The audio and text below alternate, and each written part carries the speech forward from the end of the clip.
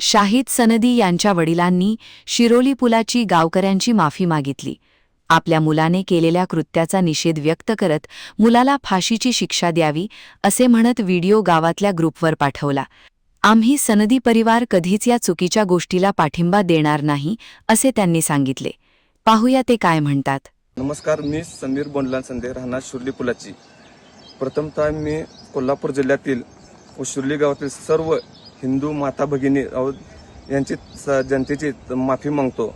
माझ्या मुलांनी जे कृत्य केले आहे ते अतिशय निंदनीय आहे आणि आमचं संदे कुटुंबीय त्याला कसलाही पाठिंबा देणार नाहीत.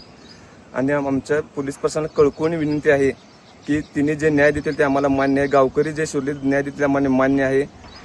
पोलीस प्रशासन कशाचा विचार न करता त्याला फाशी शिक्षा द्यावी ही आमची मागणी आहे आणि आमचा ह्याला कसलाही विरोध नसणार.